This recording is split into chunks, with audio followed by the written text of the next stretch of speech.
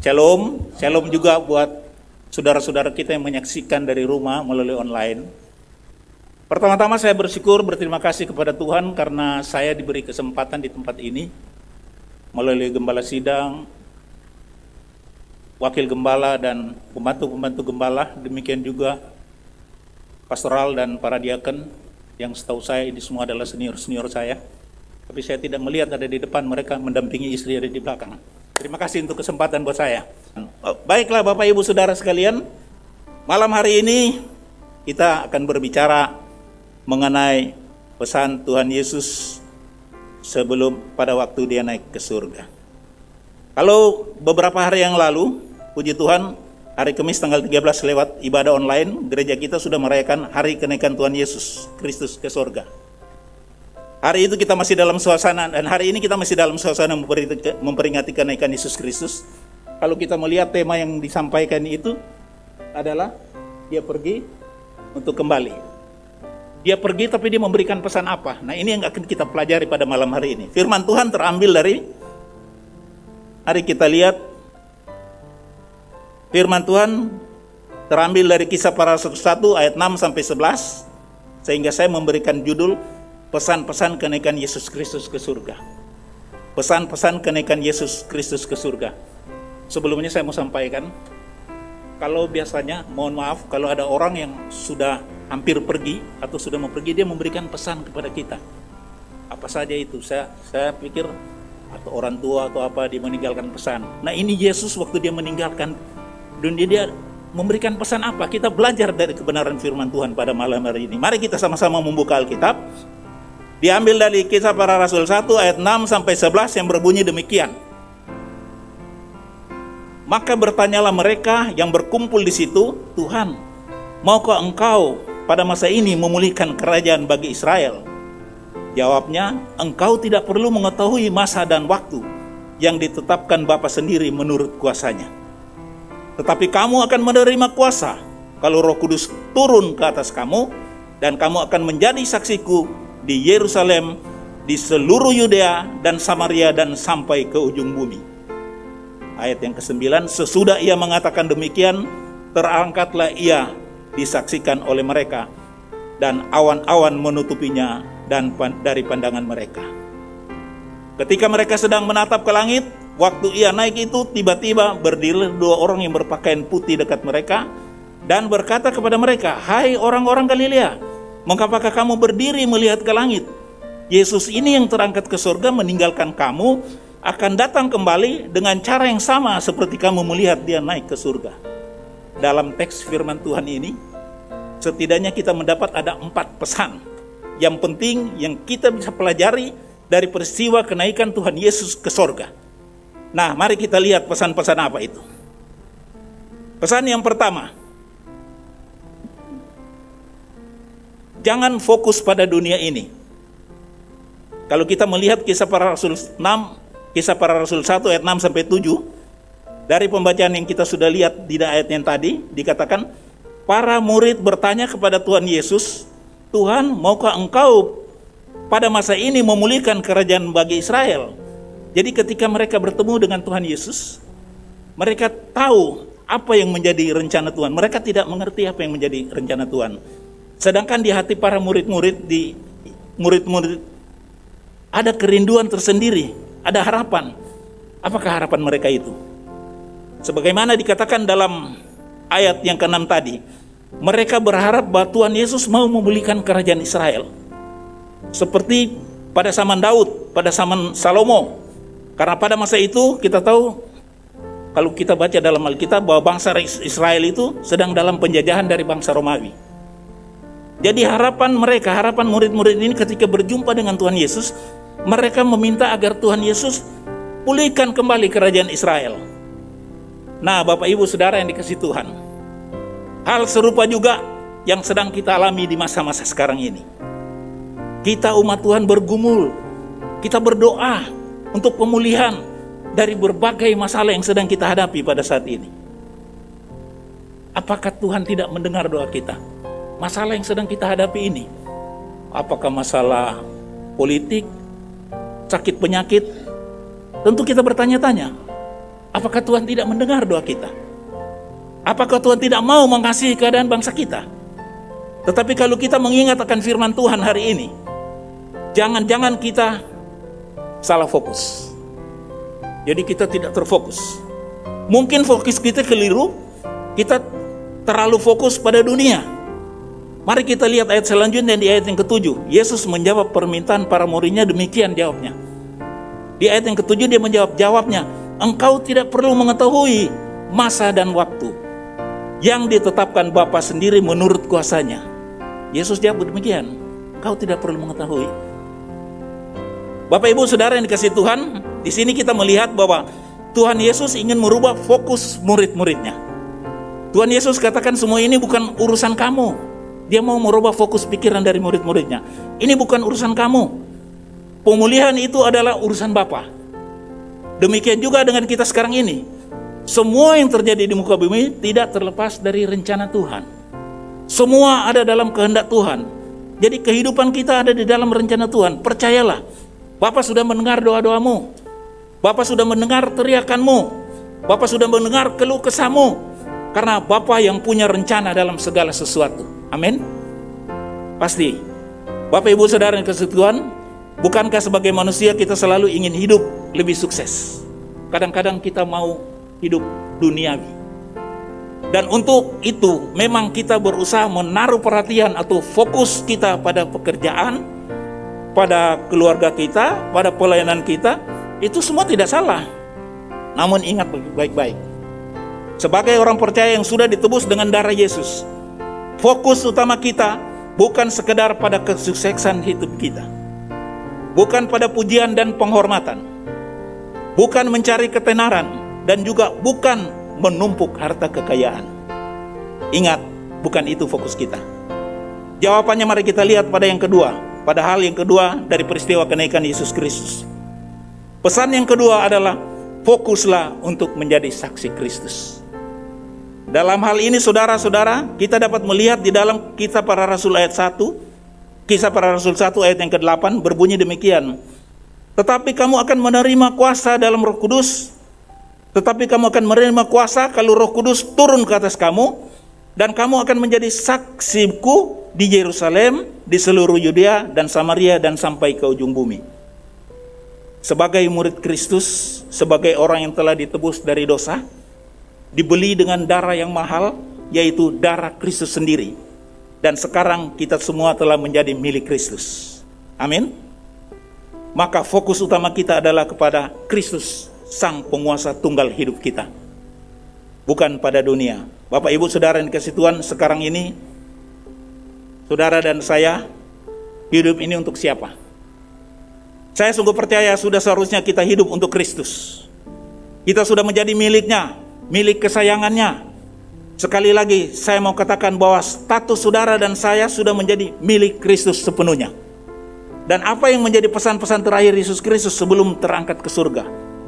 Tadi kita sudah membacanya di ayat yang ke-8. Dikatakan, tetapi kamu akan menerima kuasa kalau Roh Kudus turun ke atas kamu, dan kamu akan menjadi saksiku.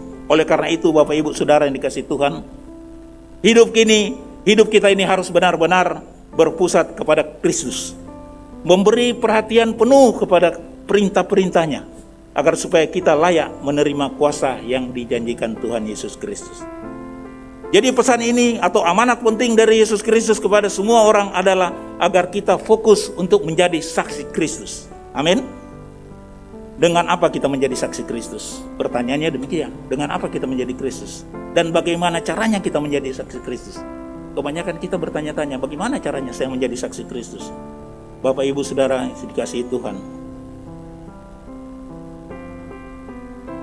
saksi Kristus tentunya haruslah didahului dengan menerima kuasa dari Roh Kudus. Tanpa kuasa Roh Kudus maka kita tidak akan mungkin menjadi saksi yang efektif. Roh Kuduslah yang memampukan saudara dan saya untuk menjadi saksinya, agar kita dapat menyatakan perbuatannya yang ajaib, serta bersaksi tentang apa saja yang telah dikerjakan Kristus dalam seluruh kehidupan kita. Dengan demikian maka nama Tuhan Yesus Kristus akan ditinggikan dan dipermuliakan lewat kehidupan kita. Bersaksi bagi Kristus adalah panggilan bagi semua orang percaya. Kapanpun, Dimanapun itu, saudara dan saya harus menjadi saksi, sebagaimana Tuhan sudah membawa kita kepada pengenalan akan Dia dan mengalami pertobatan. Bapak Ibu Saudara yang dikasihi Tuhan, jika pesan Yesus Kristus, tugas menjadi saksi, diberikan kepada murid-muridnya, meliputi wilayah Yerusalem, Yudea, Samaria, dan sampai ke ujung bumi, maka bagi kita yang hidup di zaman ini, adalah tugas kita adalah menjadi saksinya. Dimanapun kita berada, kapanpun saudara dan saya harus menjadi saksi. Di dalam keluarga, di tengah-tengah pekerjaan di kantor, lingkungan tetangga, di pasar, semua belahan muka bumi ini, kita dapat menjadi saksinya. Bagaimana caranya? Ada 3 hal. Yang pertama, kita harus menceritakan bagaimana Roh Kudus telah bekerja dalam diri kita, sehingga kita memperoleh keselamatan. Kita ceritakan kepada orang, Roh Kudus tolong saya, sehingga kita memperoleh keselamatan.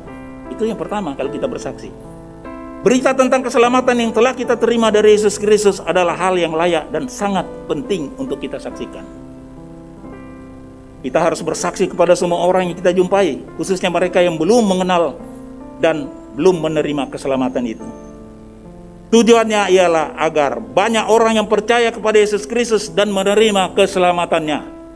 Yang kedua, menyaksikan perubahan hidup yang kita alami oleh karena pekerjaan Roh Kudus di dalam hidup kita. Jadi dengan gaya hidup kita ada perubahan hidup kita yang sudah diubah oleh Roh Kudus. Kalau kita perhatikan, Alkitab telah mencatat, para rasul memperlihatkan bagaimana hidup mereka sudah mengalami perubahan-perubahan untuk menjadi saksinya. Misalnya, Simon Petrus, dia mengalami perubahan yang besar. Dari seorang yang penakut, pengecut, dia menjadi seorang yang pemberani. Dan dia diubahkan sedemikian rupa oleh Roh Kudus menjadi murid yang tidak pernah takut lagi tentang apa yang akan mereka hadapi. Bapak Ibu Saudara yang dikasihi Tuhan, saya percaya Roh Kudus yang sama yang akan memampukan saudara dan saya untuk menjadi saksinya dalam keseharian hidup kita. Untuk itulah Yesus menjanjikan Roh Kudus kepada murid-muridnya dan juga kepada saudara-saudara dan saya. Setelah Yesus terangkat ke surga, Roh Kudus inilah yang sangat kita perlukan. Roh Kudus adalah suatu pribadi yang sangat powerful, yang menolong, menghibur, memimpin setiap kita orang yang percaya kepadanya dalam menjalankan kehidupan yang semakin hari semakin diubahkan seperti Kristus.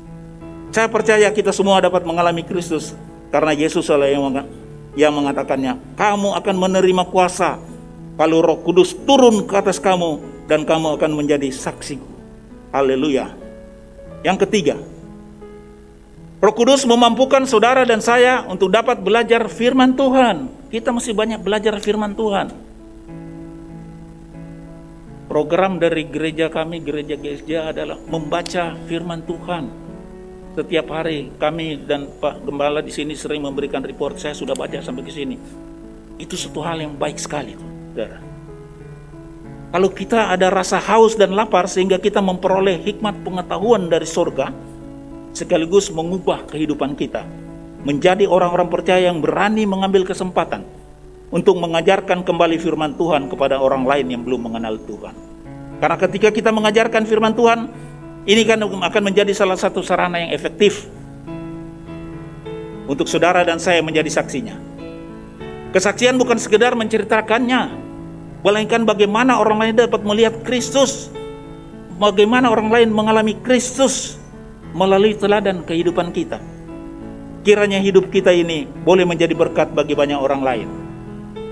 Kemudian Bapak Ibu Saudara yang kekasih, peristiwa penting yang ketiga yang dapat kita pelajari dari peristiwa kenaikan Yesus Kristus adalah membuktikan bahwa Yesus Kristus adalah Allah sendiri.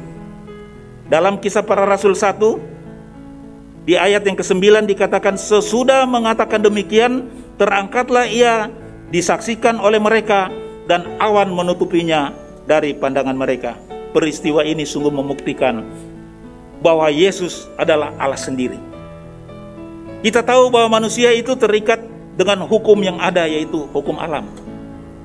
Manusia terikat dengan hukum gravitasi. Saudara dan saya tidak dapat melawan hukum gravitasi ini.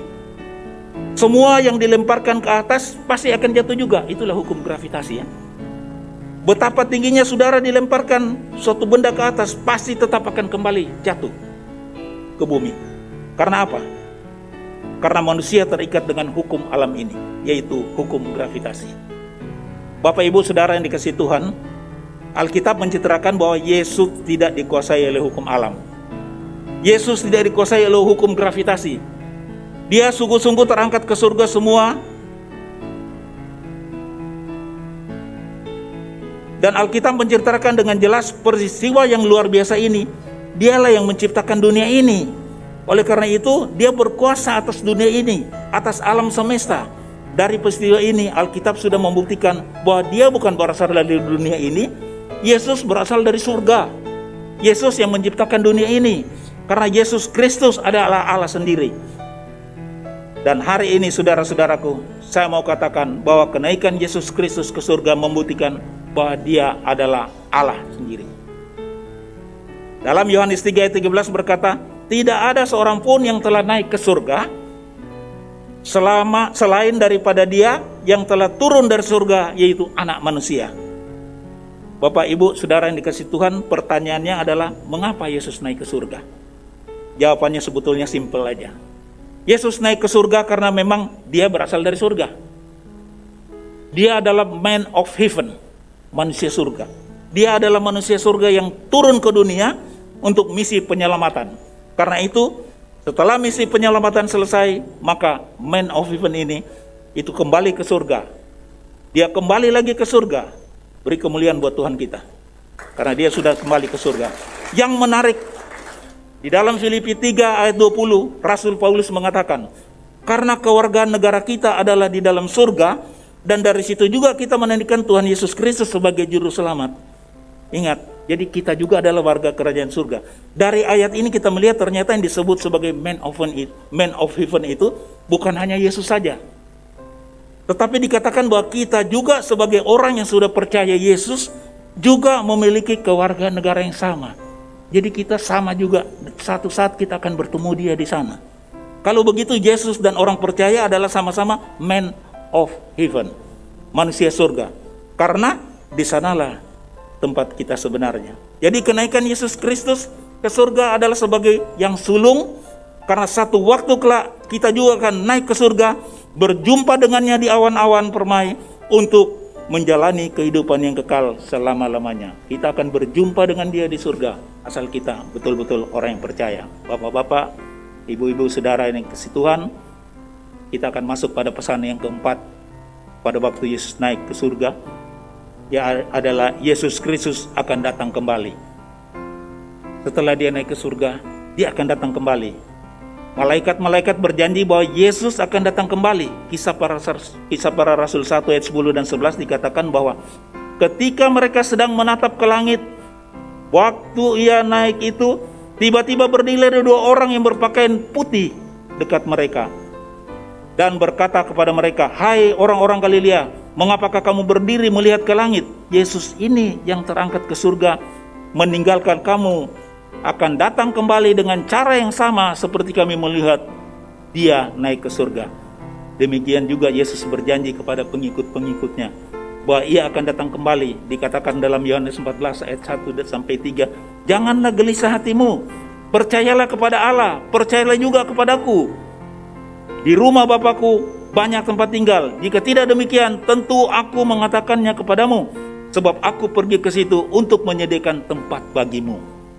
Dan apabila aku telah pergi ke situ dan telah menyediakan tempat bagimu, aku akan datang kembali dan membawa kamu ke tempatku, supaya di tempat di mana aku berada, kamu pun berada. Ini firman Tuhan. Dia akan datang kembali, dia akan menjemput kita, karena dia sudah menyediakan tempat kita di surga. Amin. Bapak, Ibu, Saudara yang dikasihi Tuhan, Yesus terangkat ke surga untuk menyediakan tempat bagi kita, bagi saudara dan saya. Dengan kata lain, di dalam Yesus ada kepastian. Berbahagialah saudara dan saya yang percaya kepadanya dan menyerahkan hidupnya sepenuhnya hanya kepada Yesus. Bapak-bapak, ibu-ibu, saudara yang dikasihi Tuhan, jadi kesimpulannya, Yesus Kristus telah menyelesaikan dengan sempurna misi Allah untuk keselamatan dunia. Pesannya yang sederhana ini, jangan fokus kepada dunia. tetapi terfokuslah kepada karya keselamatan Kristus Yesus. Jadilah saksi Kristus di muka bumi ini. Roh Kudus yang akan memampukan saudara dan saya untuk menjadi jemaat yang misioner. Bersama Roh Kudus, kita akan menjadi saksi Kristus yang efektif sampai semua lutut bertelut dan semua lidah mengaku bahwa Yesus Kristus adalah Tuhan bagi kemuliaan Allah. Bersama Roh Kudus, kita mempersiapkan dan menyambut kedatangan kedua kali. Amin. Percaya. Mari kita bersama-sama menyiapkan hati kita. Kita menyerahkan hidup kita supaya benar-benar bahwa kita percaya satu Tuhan akan menjemput kita kembali dan kita akan bersama-sama di surga. Terpujilah nama Tuhan. Amin. Mari kita tundukkan kepala. Tuhan Yesus, inilah suatu kerinduan kami. Engkau mencurahkan Roh Kudus bagi kami, sehingga kami punya penolong untuk kami, Tuhan, menjadi saksi-saksi Kristus di muka bumi ini. Mampukan kami ya Roh Kudus, agar kami sungguh-sungguh terfokus menjadi saksi-Mu di tengah-tengah dunia ini. Terima kasih Tuhan, hamba sudah menyelesaikan penyampaian firman Tuhan. Berkati umat-Mu, berkati hamba-Mu. Dalam nama Yesus kami sudah berdoa. Haleluya. Amin.